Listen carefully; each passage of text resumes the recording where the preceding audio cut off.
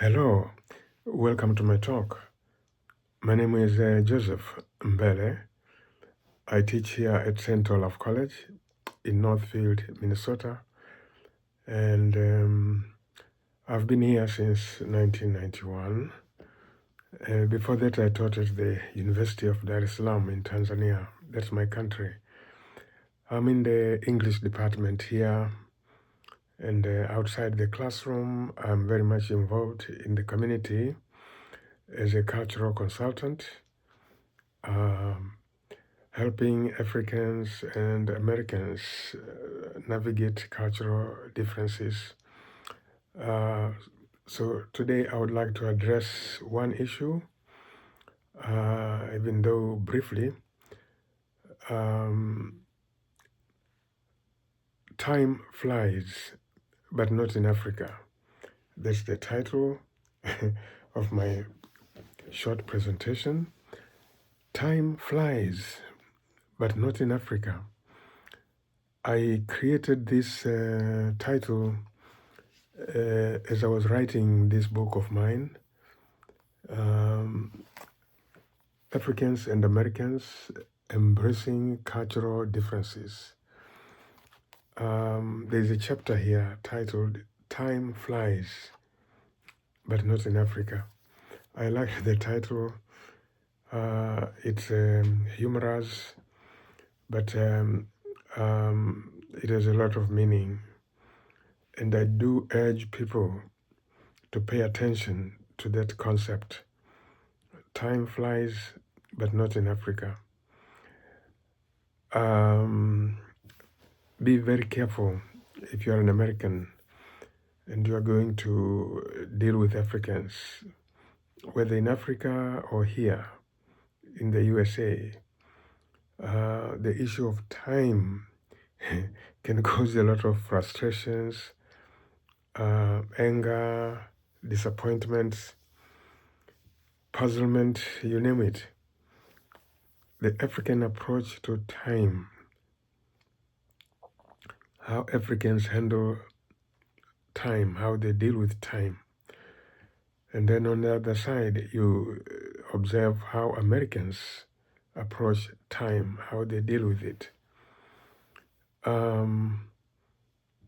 There are many dimensions, and they have tremendous impact, whether it's in the field of personal relations, business,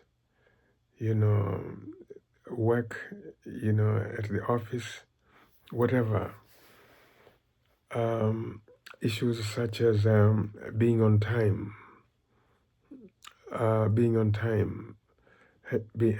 issues such as following a schedule. Say meetings, start at a certain time and they end at a certain time.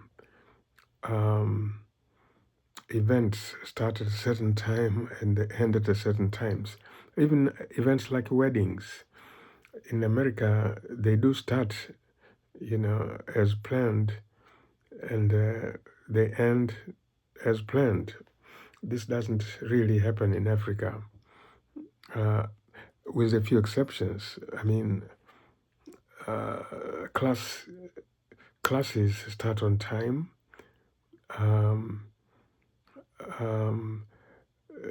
Those of us who are Christians, we go to church. The service starts on time, generally speaking. But I'm not sure about ending times. I'm not sure. Maybe we will talk about this another time. But this can cause a lot of frustrations. Americans will be told, in Africa, the Africans will be telling them, welcome to our village. We know you have traveled a long way, you're tired. We'll show you, where you will sleep for tonight. You need a rest. Our first meeting will be tomorrow at 9. Or they might say tomorrow at 11. Sure enough, the Americans will be there at 11 or 10 as promised. But they'll be surprised, maybe shocked. There will be no Africans there. And it might take time, half an hour, 20 minutes, 40 minutes, a whole hour before the meeting actually starts. And that depends on whether everybody has finally arrived. And Africans are very casual. They come late and it doesn't register, on their minds. It doesn't occur to them that this is disrespectful. And I do tell Africans rather, when you come to the USA, when you deal with Americans, things are different. When Americans invite you for dinner, for example, and they say it starts at 6, you have to be there at 6. You have to be there at 6, no matter what, because coming late is disrespectful. Africans need to be told this, because in the African culture, it's not disrespectful to come half an hour late or very late. It's a very strange kind of situation if you are, in a culture that's not your own. That's why I coined the title, Time Flies, but Not in Africa. Say you have a business relationship with Africans, you are an American, you're expecting reports to arrive on a certain date, for example.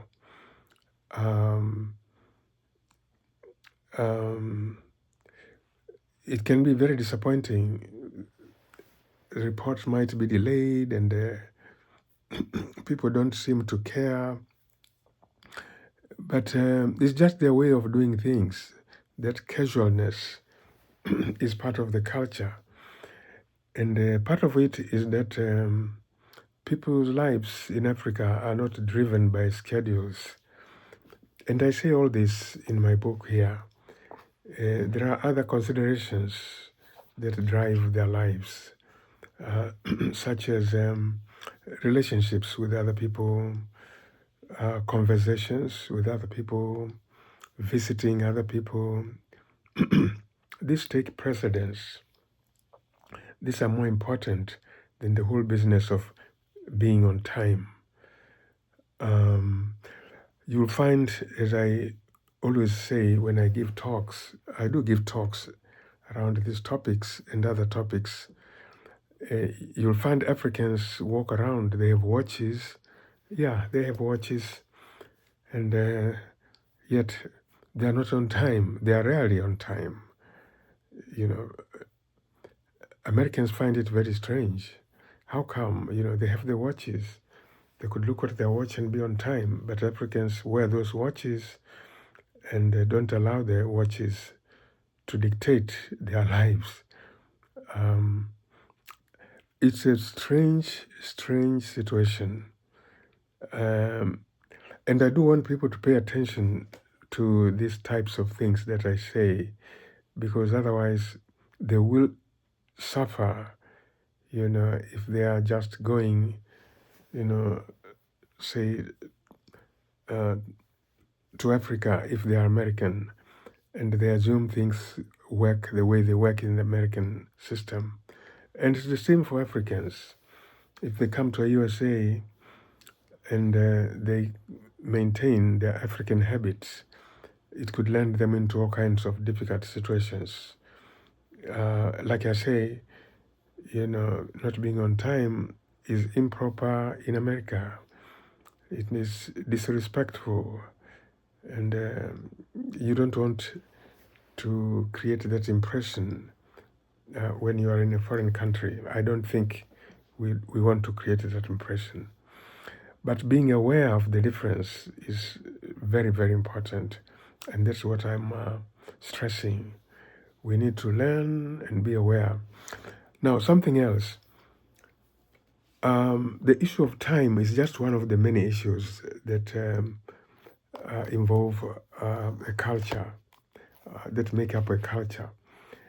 The safe thing to do, the right thing to do, is to see this aspect and other aspects in terms of the totality of the culture. There's a relationship, there's a complex relationship between every aspect of a culture with other aspects of that culture. And that's the kind of exploration I do in my writings. I pick up an element such as time, I pick up an element such as money, I pick up an element such as eye contact, I pick up an element such as conversation, and this is from the table of contents. And in my discussion, I show how each aspect relates to other aspects and can only be understood in the context of these other aspects. So it's a system of all these things working together. You can't just look at one thing and deal with that one thing. So when somebody asks, why are Africans never on time? It's not just about time. There are so many issues that come into play that make Africans, behave the way they behave in relation to time. You can't just tell them to be punctual and hope the rest of the culture will remain intact, and hope that the relationship of this person to other people in that culture will be intact. So you disturb one thing, you are really disturbing a lot of things. And that works the same way in America, in the American culture. Culture is an integrated system. It's a dynamic system also, because cultures are never static. So those are some of the things. And back to the question of time. Time flies, but not in Africa. I treat it in this book, which is a sequel to the first book. This one is called The Chickens in the Bus, More Thoughts on Cultural Differences. I have a whole chapter here. These are short chapters. I have a whole chapter here titled African Time. I wanted to express myself more clearly, offer more detail, emphasize certain dimensions a bit more. That's why I brought up the topic in this second book. And both books are quite well liked by people.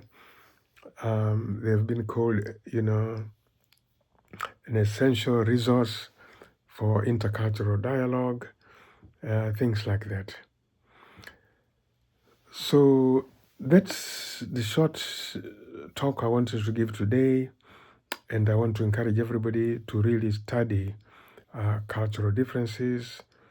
And I've said again and again, whenever you start to have a relationship with somebody of another culture, it doesn't matter whether it's a personal relationship, a business relationship,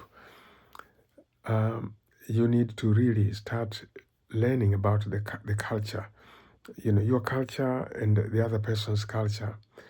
It should be an integral part of that relationship. And the learning never ends, or should never end. That's one thing I've emphasized again and again, and I'll continue to emphasize.